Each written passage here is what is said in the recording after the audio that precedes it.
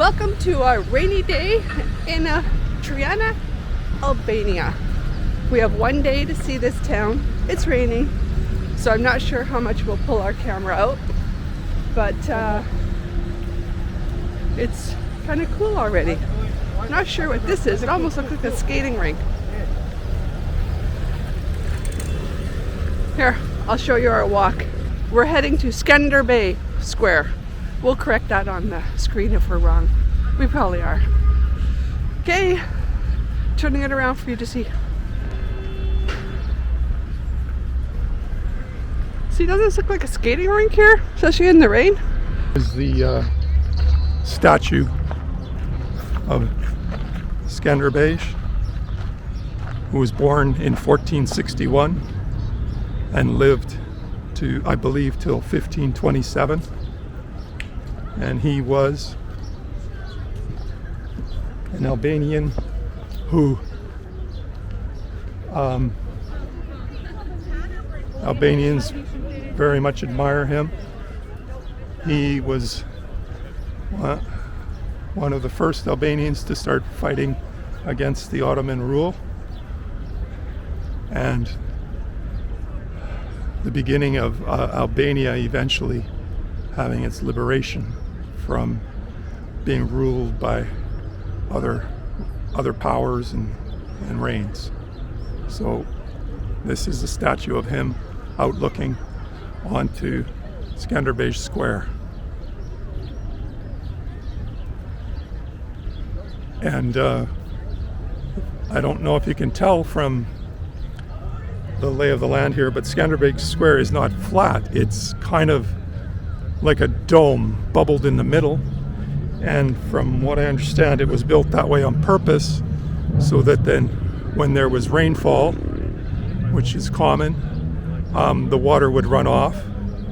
And the way they designed the square, they designed it for the water to drain between the tiles down below into the subsurface under the square. And then in the summer, when it's very hot, the plaza or the square gets very hot. One local said that it gets hot enough you could fry an egg on it, and then the water that's collected down below kind of seeps up to the surface, and it's I guess the water is drawn up and it cools down the square. Another really beautiful thing about the square here is that all these different tiles, different types of rock tile, were brought and from all different regions of Albania. So there's tile here that represents all the regions of Albania in this area. And the building there, in the center of the photo, the white building, that is the Tirana International Hotel, which is a photo op and a very, that was actually built during the communist era. And that is one of the things that Tirana is known for, is that building. So I'm here at St. Paul's Cathedral here in Tirana. I'm going to take you in and show you a little bit of the church.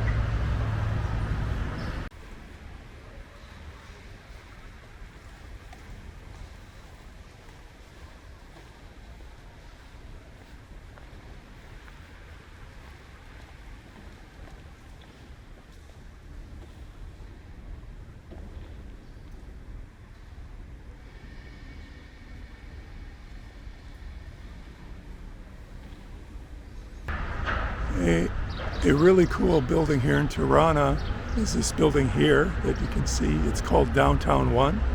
You can see the protruding windows of the building here. The perimeter of those protruding windows is a map of Albania. And for symmetry and structure, the same protruding windows are on the opposite side of the building when they built it, so that it balanced out artistically, architecturally, and safety-wise. So that is a really cool building that you should come see here in Tirana. Across the street from us here is a pyramid that was built after the death of a communist leader here in Tirana, that was built specifically to honor that communist leader. I'm standing in front of the Resurrection of Christ Orthodox Church here in Tirana, which is, I understand, considered to be one of the 3 largest Orthodox cathedrals in the Balkans.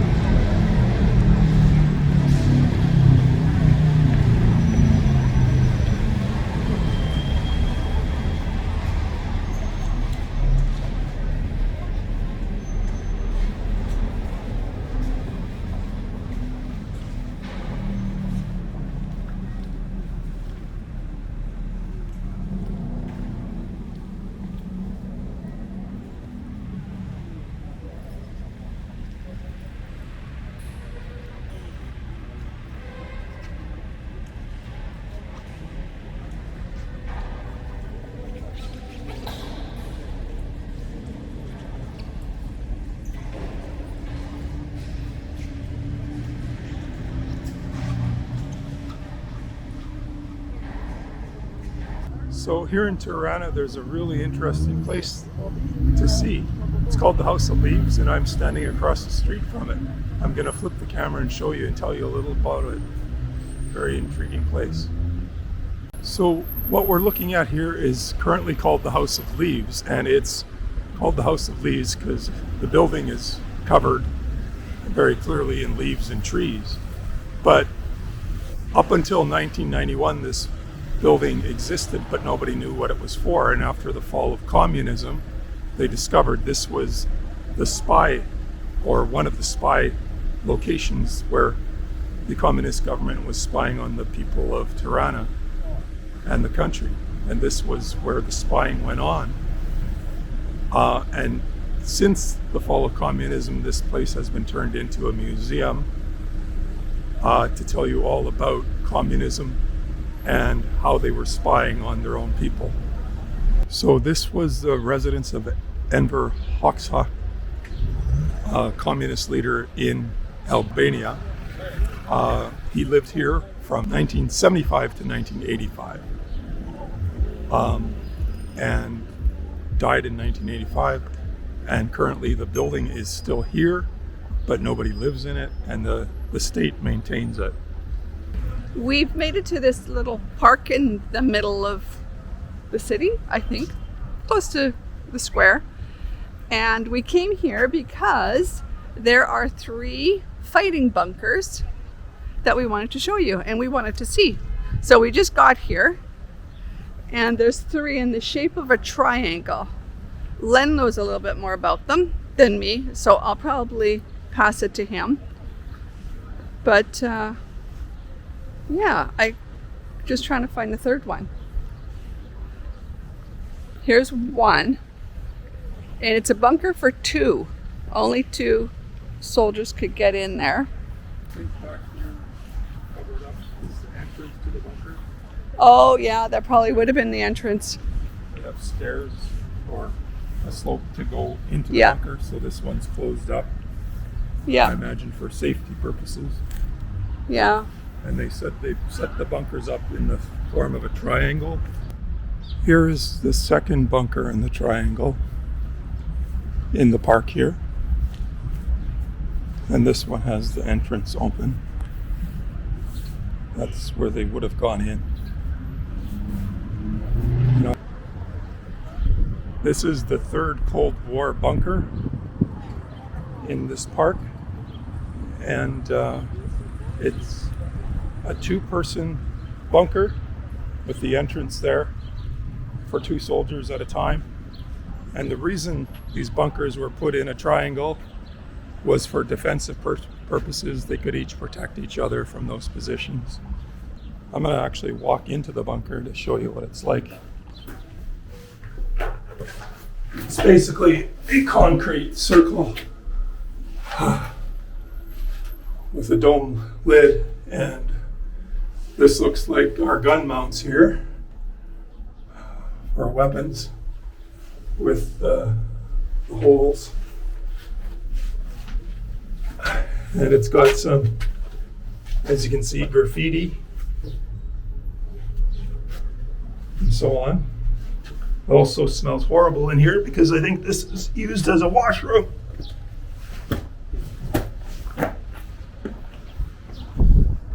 And these bunkers, from what I understand, are located throughout Albania, and there's in excess of 173,000 of these bunkers throughout the country. And they were built in the Cold War era under the leadership of the communist regime. And coincidentally, these bunkers are across the street from the current day government buildings. I believe that might be the assembly there, and that might be a more official office across the street there, possibly the office of the president.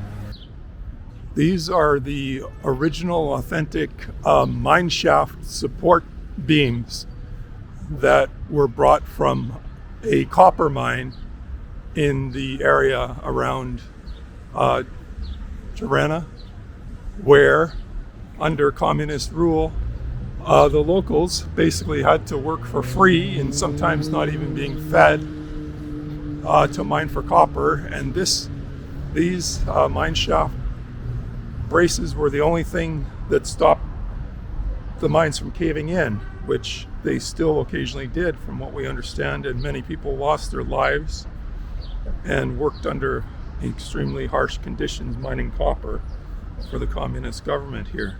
So they put this up in relation to the bunkers as a memorial to remind people of the difficult times under communist rule. This here in the park, by the bunkers and the mine shafts that I told you about, mine shaft braces that I told you about, this is an actual piece of the Berlin Wall that was gifted to the city of Tirana after the fall of the Berlin Wall in 1991.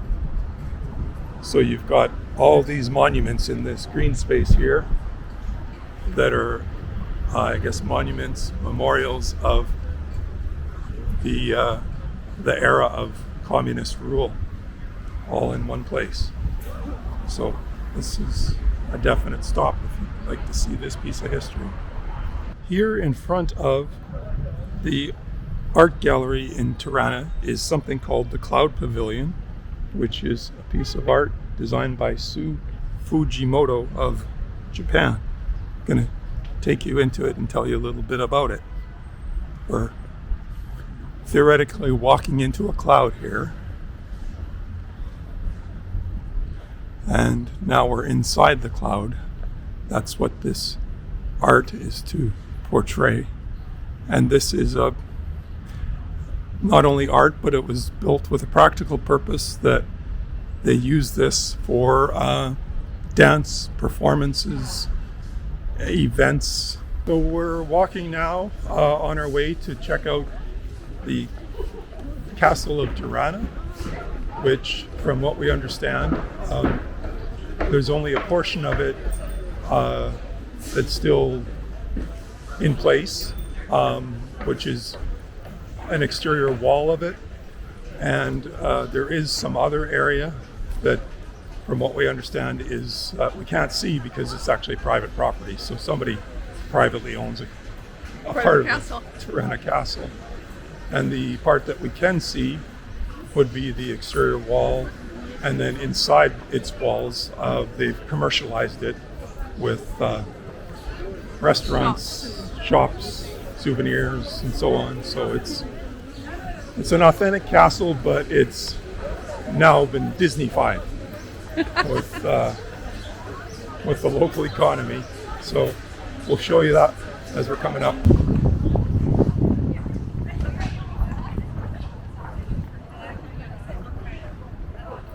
We're going to look in here, even though we're not sure that we can. We're letting the local cat lead the way. Yeah, he's our tour guide. Look at this. Looks like there's a fox wheel. Oh, wow. Oh, so this is probably part of the privately owned area. Very cool.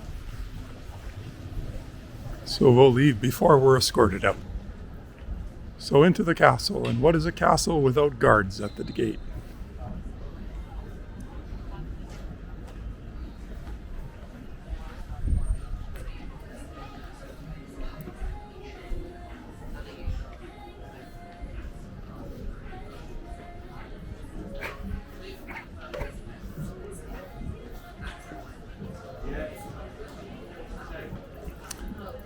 So the castle is basically back there. That's the wall, and inside here, full of restaurants and shops.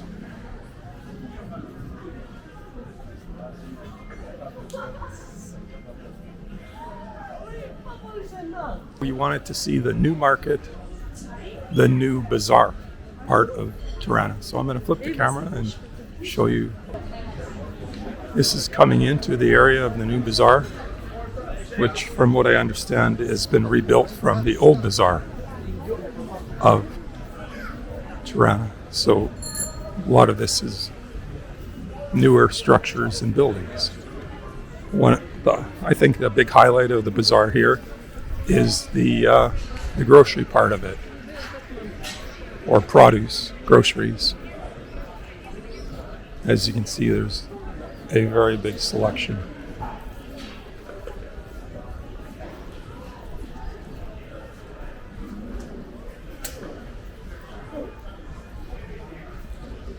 And there's mixture of arts and crafts, pottery, woodworking, some souvenirs.